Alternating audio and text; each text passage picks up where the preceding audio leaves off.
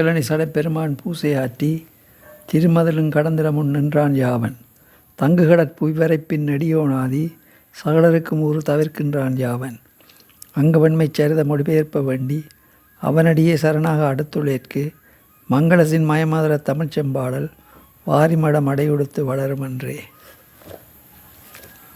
ஆங்கிற பெருமான் அருளை வேண்டுகின்ற ஜனக மகாராஜனுக்கு ஞானோபதேசத்தை பின்வருமாறு செய்தார். பதி பசு பாசம் தத்துவ விளக்கம்.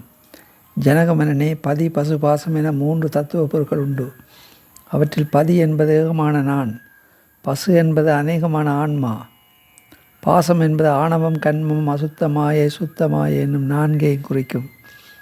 இவற்றில் பதிக்கு ஒருவரும் அறிவிக்காமலே உணரும் குணமும் ஆத்மாவிற்கு அறிவிக்கும் குணமும் அநேகமான பசுவிற்கு அறிவித்தால் அறியும் குணமும் உண்டு. ஆத்மா ஆணவத்தோடு இணைந்தால் ஆணவத்தில் அழுத்துகின்ற குணமும் பதியோடு இணைந்தால் பதியை அழுத்துகிற குணமும் உண்டு.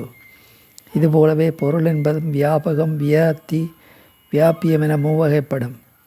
இவற்றில் வியாபகம் என்பது நிறைந்திருத்தல், வியாப்தி என்பது சமமாயிருத்தல், வியாபியம் என்பது உள்ளடங்கி இருத்தல். உதாரணமாக கடல் என்பது வியாபகம், அதில் தண்ணீர் என்பது வியாப்தி, அத்தண்ணீரில் உப்பு என்பது வியாபியம். அதுபோலவே நாம் என்பது வியாபகம், நம்மில் ஆத்மா என்பது வியாப்தி, நம் ஆத்மாவின் மலம் முதலானவைகள் வியாபியமாகும். ஆதியிலே ஆன்மாக்கள் ஆணவ மலத்தில் அழுந்து கிடந்தன. அந்த ஆணவ மலமோ ஆத்மாக்களுக்கு கர்மத்திலே வேட்கையை ஊட்டியது. வேட்கைகளுக்கு ஏற்ற மாயா சாதனங்களை நான் உருவாக்கி கொடுத்து அவற்றின் மூலமாக கர்மங்களை அனுபவித்து வரச் செய்தேன்.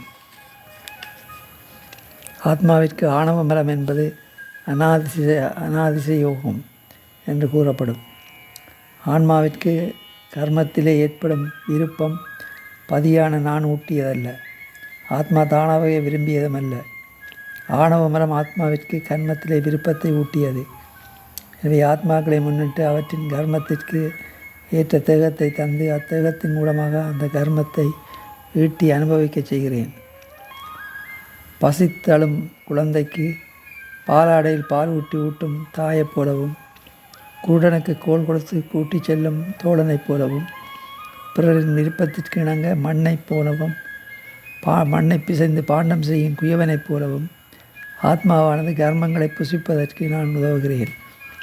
சந்திர சூரியர்களை ராகு இதுகள் மறைப்பது போலவும், நெருப்பை நீர் மறைப்பது போலவும், வானவழியை மலை மறைப்பது போலவும் ஆத்மாக்களை ஆணவ இருள் எனும் மலம் மறைக்கும்.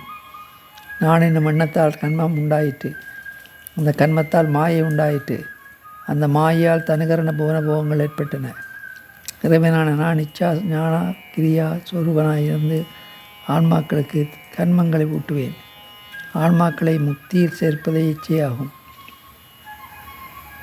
அவை இச்சித்த கர்மங்களை அறிவதே ஞானமாகும். அக்கண்மங்களை ஊட்டி அனுபவித்து ஒளியச் செய்வதே கிரியையாகும். ஆன்மாக்களும் இச்சா ஞான கிரியா சுரூபமாக இருந்து அந்த கர்மங்களை புசிப்பார்கள். அதாவது பொருள் விஷயங்களில் அவை பதிந்து பற்றுக்கொள்வதே இச்சையாகும். அவ்விஷயங்களை பகுத்தறிவதே ஞானமாகும். அனைத்தையும் தானென்று ஐத்தலே கிரியையாகும். கண்மம் என்பது ஸ்தூல கண்மம், சூட்சும கண்மம், அதிசூட்சும கண்மம் என 3 வகைப்படும். ஸ்தூல கண்மம் என்பது வினைகளாகும்.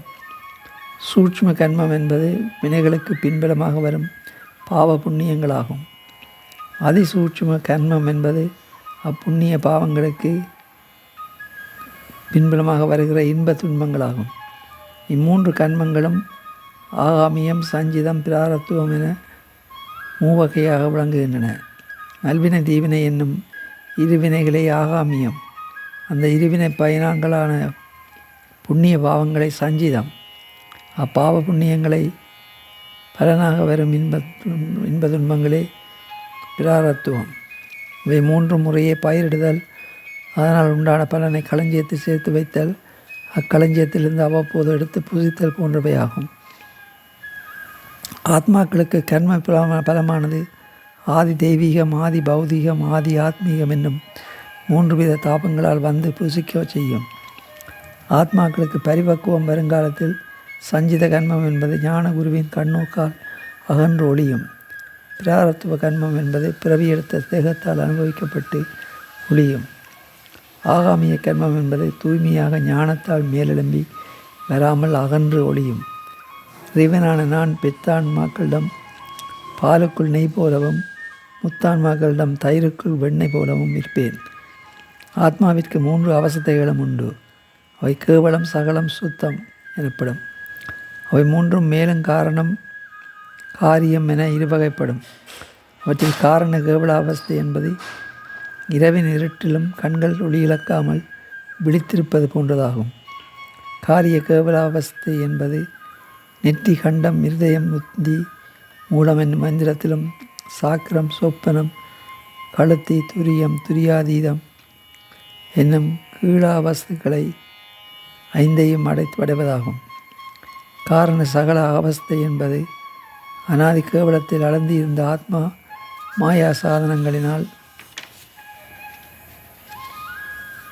அத்தன்மை நீங்கி சுகதுக்கங்களை அறிந்து உணர்வதாகும். அதாவது இருட்டில் அழுந்தி கிடந்த கண்கள் தீப வெளிச்சத்தினால் இருள் நீங்கி பொருட்களை காண்பது போன்றதாகும். காரிய சகல அவஸ்தை என்பது லாடத்தானத்தில் துரியாதீதம் முதல் சாக்கிரம் வரை 5 மத்திய அவஸ்தைகளாகும்.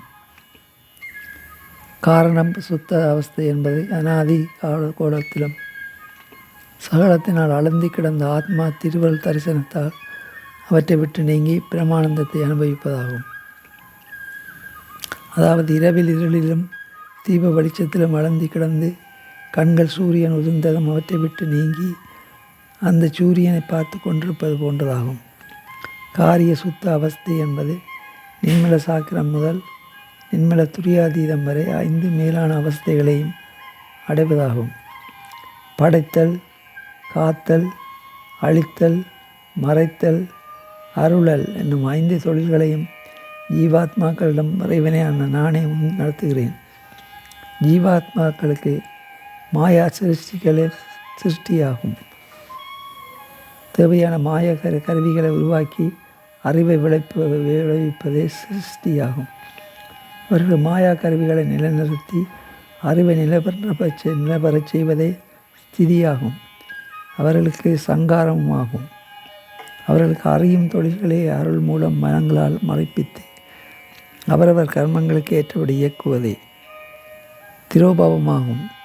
அவர்களுக்குள் சுகதுக்கங்களை ஊட்டி புண்ணிய பாவங்கள் என்னும் வினைகளை அறுத்தறிதல் அனுக்கிரகமாகும். ஆத்மாக்கள் மாயா கருவிகளை அறிந்திருப்பதை பிறப்பு எனப்படும். மாயா கருவிகளை நீங்கி அறியாமல் இருப்பதை இறப்பு. ஆயாசத்தில் அடைந்து இருப்பதே நரகம். அனாயாசத்தை அடைந்திருப்பதே மோட்சம். மூவகை ஆத்மாக்களும் இறைவன் ஆட்கொள்ளும் முறையும். ஜீவாத்மாக்கள் 3 வகைப்படுவார்கள். அவையாவன: ஆணவ மலம் ஒன்றோடு மட்டும் கூடியிருக்கும் ஆத்மா விஞ்ஞான கலர் எனப்படும். ஆணவ மலம், கன்ம மலம் என்னும் 2 மலங்களோடு கூடியிருக்கும் ஆத்மா பிரளயா கலர் எனப்படுவர். ஆணவம், கன்மம், மாயை என்னும் மும்மலங்களும் கூடியிருக்கும் ஆத்மா சகலர் எனப்படுவர். இறைவனான நான் விஞ்ஞான கலருக்கு ஒளி வடிவமாகவும், பிரளயா கலருக்கு தெய்வ வடிவமாகவும், சகலருக்கு மனித வடிவமாகவும் தோன்றி ஆட்கொள்வேன். ஜீவாத்மாக்களுக்கு நல்வினப்பயன், தீவினப்பயன் இரண்டிலும் விருப்பு வெறுப்பின்றி சமநிலை பக்குவம் வந்து சேரும் காலத்தில் மாயா கருவிகளை கொண்டு அதன் மலப்பிணியை அகற்றி ஒழிப்பேன். தொன்று தொட்டு உண்டாகி வரும் சிவபுண்ணியங்களே அத்தகைய மலமயக்கத்திற்கு காரணமாகும். சிவபுண்ணியங்களாவன: புத்தி பூர்வ சிவபுண்ணியம், உபாய சரிதை, உபாய கிரியை, உபாய யோகம், உபாய ஞானம், மெய்ச்சரிதை, மெய்க்கிரியை, மெய்யோகம், மெய்ஞானம். அருள்நிலைகள் 10: தத்துவ ரூபம், தத்துவ தரிசனம், தத்துவ சுத்தி, ஆத்ம ரூபம், ஆத்ம தரிசனம், ஆத்ம சுத்தி, சிவரூபம், சிவ தரிசனம், சிவயோகம், சிவபோகம் என அருள்நிலைகள் 10 வகைப்படும். இந்த 10 நிலைகளையும் பரிபக்குவம் அடைந்த ஆத்மாவிற்கு நானே ஞான குருவாக இருந்து 5 அவஸ்தைகளையும் அடக்கி மெய்ஞானத்தை உணர்த்துவேன். ஜனகமன்னனே, உணர்த்தினாலன்றி தானாகவே ஒன்றையும் உணர முடியாத நீயாக பிரபம். ஆகவே இனியேனும் உன் அகம்பாவத்தை விட்டு நானே அனைத்தும் என்பதை உணர்ந்து என்னை வழிபட்டு வருவாயாக. இவ்வாறு ஞான பிள்ளையாரால் அறிவுத்தெளிவு பெற்ற ஜனக மன்னன் மெய்ஞானி என்று உலகம் போற்றும் வண்ணம் அரசாண்டு ஜீவன் முக்தி பெற்றான். திங்களணி சடப்பெருமான் பூசையாற்றி திருமதிலும் கடந்திட முன் நின்றான் யாவன். தங்கு கடற் புவிவரப்பில் நெடியோனாதி சகலருக்கும் ஊறு தவிர்க்கின்றான் யாவன். அங்கவன்மை சரித மொழிபெயர்ப்பு வேண்டி அவனடியே சரணாக அடுத்துடைற்கு மங்களசின் மயமதுர தமிழ்ச்செம்பாடல் வாரிமடம் அடை உடுத்து வளருமன்றே.